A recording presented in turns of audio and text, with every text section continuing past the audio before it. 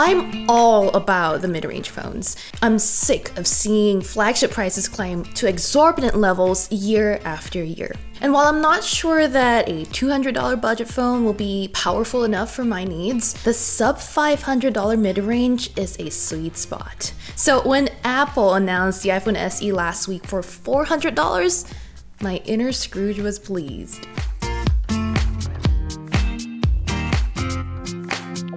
The SE's 4.7-inch screen and retro iPhone 8-like body also brought on a wave of nostalgia for smaller devices. Plus, its A13 Bionic processor might make it the most powerful $400 handset around. But that doesn't mean you don't have other choices. There are plenty of good phones under $500 that you should also consider. The first alternative that springs to mind is Google's Pixel 3a. It costs the same as the SE, although you might find it for cheaper now because the rumors are that a Pixel 4a is coming soon. Although the Pixel 3a packs a mid-range Snapdragon 670 processor, Google's tuned its software to make the $400 phone run basically as fast as a flagship. Of course, if you're a processor snob, you will still prefer the iPhone's A13 Bionic, which is the same high-end chip found in the likes of the iPhone 11, 11 Pro, and 11 Pro Max. But most people won't really notice a difference in performance. The Pixel 3a screen is noticeably bigger than the iPhone SE's though. Google's affordable handset has a 5.6-inch OLED display,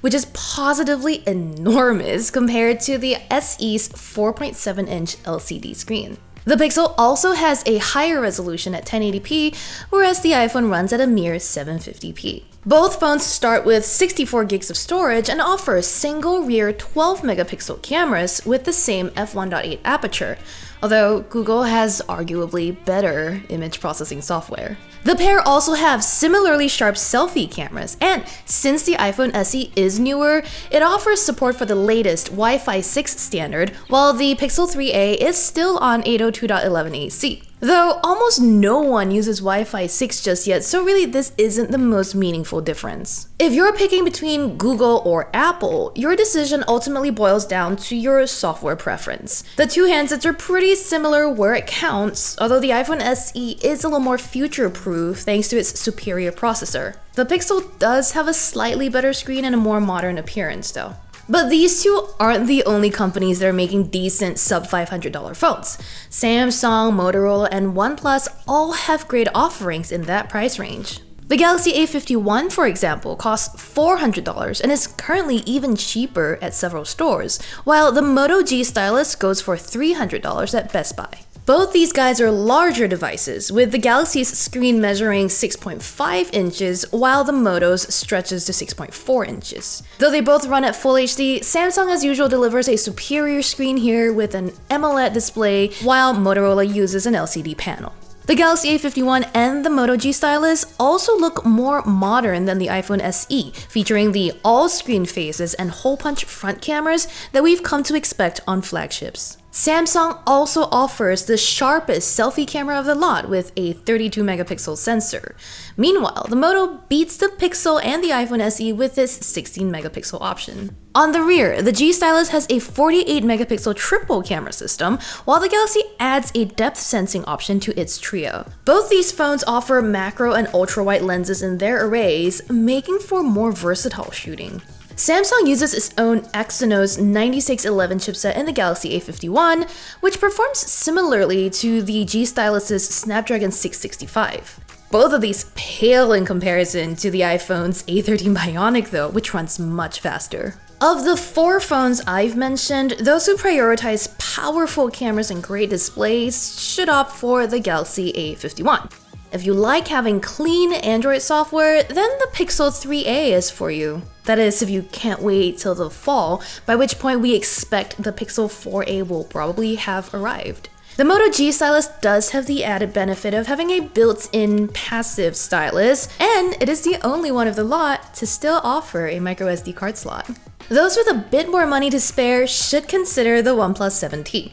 The last gen phone features a beautiful build and a 6.5-inch Full HD screen that runs at a smooth 90 Hz.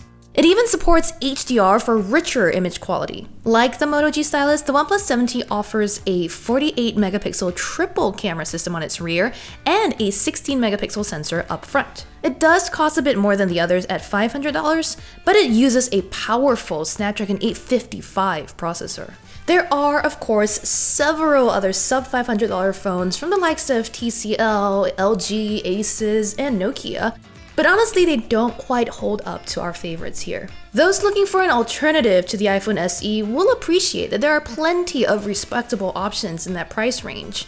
But bear in mind, they're all Android devices. If you're stuck on iOS, then you're stuck with the iPhone SE.